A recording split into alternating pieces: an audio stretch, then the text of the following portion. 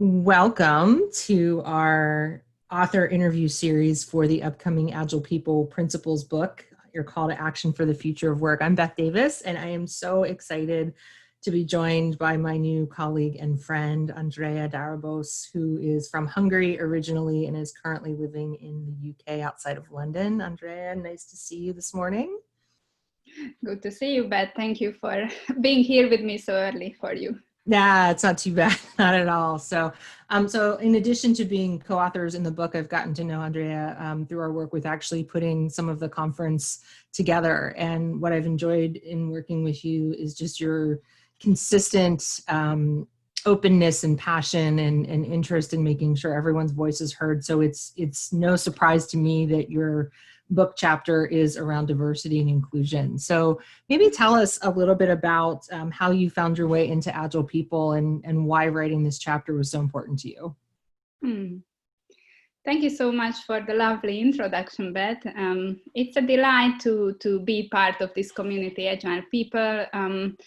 I would have to count how many we are, but we are about 100 or hundreds of global professionals really interested in progressing the workplace beyond the current models, really exploring how could we shape the future to be more human and more effective.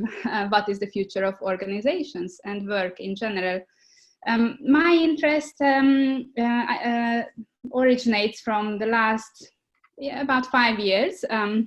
I started my career as a software developer in technology. And over time, I discovered that while I can code and I still have a passion and an interest in technology, I love people and teams more.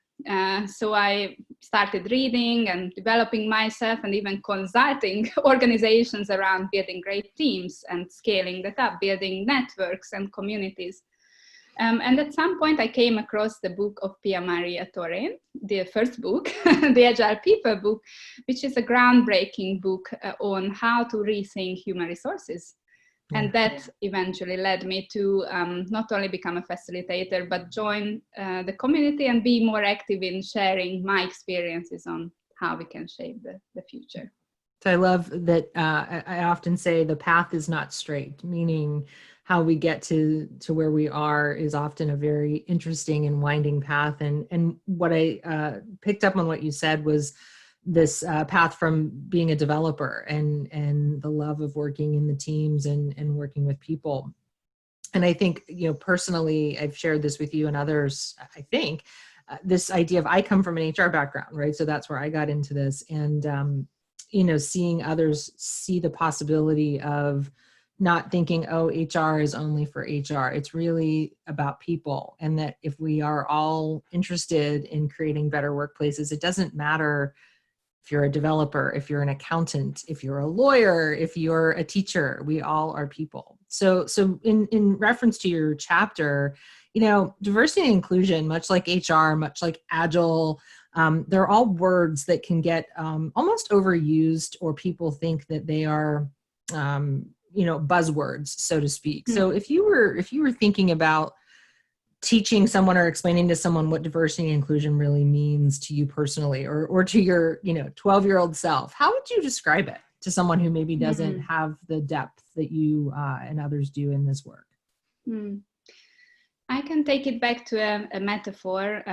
Early in my teenage years, I was part of a choir. I was singing in a choir, and while I loved singing alone at home, I was singing some musicals and doing karaoke. I realized only when I joined the choir how more beautiful it is when we bring diverse voices together, and there is no one strong leading voice, but everyone blends in and intentionally sings a piano voice, or different tones of voice come together. And this was the radio choir in Hungary. Actually, we had more than 100 members. And for me, diversity becomes stronger or becomes effective when everyone is included. So in a choir, the whole point is that if you sing too strongly, or your voice is too loud, or too much stands out, then you break the rules of the choir. But if we all blend in and collaborate and cooperate, then this beautiful melody emerges where you hear 100 people singing all in tune, all together, but you can't tell that is Andrea or that is Dora or Beth. Yeah, well, you don't want to hear me sing. No, it's So, a beautiful metaphor though, because it's not that the individual voice doesn't matter, right? And I think what I heard you say is it's the power of the individual voices then coming together to make something new and unique together that is really what is the beauty of diversity and inclusion, because it's the individualness coming together that creates something even more powerful. And I think sometimes in our workplaces, inclusion to me it always made sense, and diversity to me always made sense. But I think some people can almost become desensitized because it feels like an initiative. And what you describe so beautifully in the chapter is about how there's so many different ways to come together and create environments where people can be included, whether that's through your experience as a developer or using Scrum, and how, strongly that it's really about elevating more people getting involved. And I imagine that in your work, you've seen where the opposite is true. So when there's a lack of diversity or a lack of inclusion, not just traditional sense, but even cognitive diversity, how do you see that affecting teams and people in the workplace? yeah. It's a very current topic, but I think in technology companies, it's already much recognized that if we are not careful, for example, developing artificial intelligence enabled products, if we are not careful and do not represent the real world, the diverse socioeconomic and cognitive variety that we have in the natural world, even the gender or racial variety, then the products that our teams inside the company will generate, while they can be extremely innovative, they won't work when they are faced with the real world. So to share an example, I was coaching agility in a global bank. And at some point they realized in the branch offices that when people with different abilities, for example, people with blindness or hard hearing, so various difficulties, approached the branch and the branch was closed out of working hour, they had difficulty coming in and doing their accessing the automated machines and tellers, and that's a major design fault. So what then the bank started to do, because most banks are on this avenue anyway of digitization, and even the branch network is automated away over time, and this turned into a mobile apps based service. Still, it's a design issue, and the design issues in the product are a direct result of the employees of the bank not being diverse enough. So not even thinking about, but what if a customer who is struggling to speak or see, or who is a different height, or who has a different voice, where the AI would not recognize that pitch of voice. For example, just these design issues or questions are not asked. And then even there is a possibility that the product that launches to the market won't be accessible enough. Sure. No, and it's an amazing link you make there, because we know building something that your customer doesn't want, doesn't suit their needs is tantamount to failure, as you just described. And it's also challenging, though. I think some people are like, it's hard for me to figure out how to satisfy everyone, right? And I think the HR side of my brain goes to, often we think of that in terms of even our policies and procedures in the workplace. And it's like, how could we possibly create something that's going to make everyone else happy? And that's not the point, and what you just said, I think is important. It's not to try to make everyone happy. It's to try to be as inclusive as possible. Mm-hmm. And that when you don't know, to involve your customers, to ask, to create that attraction, because, let's say another bank figures it out and can draw people towards them because they feel like they have a better chance of service that they enjoy, or products that they enjoy because they feel like they're represented. That's where, to me, the linkage of all this to business comes into place, because it's not about trying to make everyone happy. It's about trying to recognize the environment of who you're working with. but it has to be safe, right? And I wonder, maybe one other thing to weave in here is this idea of psychological safety, which again, another buzzword, right? So let's break this down. How do you see having a work environment where it's okay to fail or ask questions or be different? How does that increase the chances for a more inclusive environment, do you think? So psychological safety, let's just define the term a little bit by the guru, Amy Edmondson, Harvard Business School professor who coined it. It's a notion where people feel that they can speak up and others have their back.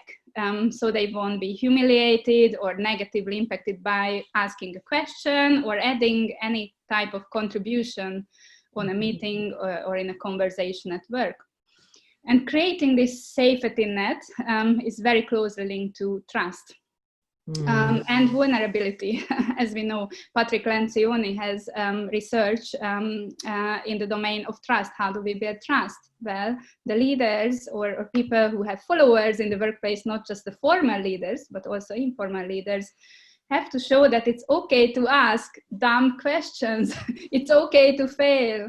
It's okay to be imperfect and not know the answer to today's complex problems. So to illustrate that, I am not the knower of all the solutions to improve diversity and inclusion in the workplace. But I'm able to bring together a team and have a debate where everyone can share what they know so far. We brainstorm experiments about how do we create a fairer workplace, how do we increase safety. And then we acknowledge that some of those will fail. And we have an agreement that no one will be punished, because the primary reason why we need this psychological safety in the workplace is because we need to be able to drive creativity and innovation, to be able to experiment safely. So experimenting means we will have to have a safety to fail. Yeah, and it's interesting what you just said. I think a lot of us, I've been working in the real world, so to speak, for 20 some years. And you can think about environments that you've been in where it is safe. And no one ever had to tell you it was safe. You just had experiences that told you, please just, give us your feedback, your questions, and me being quite not shy to share, not shy to share. My first professional job was an environment that valued, diversity, valued inclusion, valued big ideas. And at the time at 22, I had no experience in the world of technology, supply chain, HR for that matter. I grew up very rural in Western Pennsylvania here in the United States. And I thought, okay, sure. And it was safe to fail and safe to make mistakes. And I learned a lot. And then I went to another organization where I just thought that's how the world was, and it wasn't. And I was so disappointed. So I think maybe the last tie-in here is that experience bias, that when you've experienced working in a workplace where there's, just people from all over the world with different ideas and everyone's interesting. And then you go somewhere else that there's still all those people that are interesting, but you can't know it because you don't get to talk, or we're siloed up. Or we're not, reaching across, like you said, to talk to other people. And I think that, that bias of just your experience bias, it's not safe to speak up because I had a boss, so to speak, I worked somewhere where I challenged the way we did things and got fired, or something terrible. So I think maybe, do you believe that we have to account for not only experience bias in life, but also workplace bias, things that we've experienced, especially because not everyone's staying in the same job for 20 and 30 years like my dad did, so maybe talk to me about how do we recognize that bias in our work, and then we'll wrap up with I'd love to hear just kind of your key takeaways and how this experience was for you in general. Yes, thank you. There are various biases that limit the ability in a team or in an organization to truly grow and maximize diversity. To even have the people, the various backgrounds, cultures, ages, races, and also the invisible types of diversity, all the different personalities. The most important bias, which is a limiting factor, one could be definitely experience. We are the familiarity bias. But another one is the halo effect. We tend to prioritize people and situations which are familiar. So we feel extremely comfortable with people from the same background, same culture, or same school, same city. And we feel out of our comfort zone when we are exposing ourselves to different contexts. However, exactly in this out of comfort situations is when we learn. It is where random combination of ideas, which can lead to innovation and definitely creativity, this is when these happen. So how can we become aware of biases? There are excellent tests and trainings even available online. Most companies have an unconscious bias training program these days. I've done a number of these. I highly recommend that any reader or any viewer who hasn't done these yet personally to take part. If we just go to explore the number of cognitive biases, we will have at least 50 of them listed in a Wikipedia page. And these tests will be able to guide us which type of biases are stronger based on our individual reactions. And then the actions to take those results forward is to really consciously place ourselves in those groups of society and spend time. For example, I still remember I visited an exhibition which was touring the world around blindness, entering an entire home, which is a museum in complete darkness, and being guided by blind people through everyday situations, and eventually having a dinner in a restaurant with blind colleagues, and having heart-to-heart, human-to-human conversations, asking any dumb question, being vulnerable of how little did I know before that visit about the lives of these fellow humans and groups. And later in life, when I ran a meetup for 5 years on agile leadership in London, we had a speaker who is blind, and that earlier experience made me a better host of being able to physically host him, to prepare him, what tools he needs, how can the audience react, how will we shake hands or not, and so on. So becoming aware that I had a blind spot through an experience then later helps me, and I guess I have still amazing amount of biases as do. No, but it's what you just said, I think, is the number one takeaway that as I listen to you, and God, that story is so powerful. You know, it's you're seeking to understand first. And I think in our culture of busy, we get busy and we don't make the time to do it. I still believe deeply that most people are curious about others. It's that we don't allow ourselves the time or to feel that discomfort of I don't know, or I'm anxious, or I don't want to ask the right or wrong question.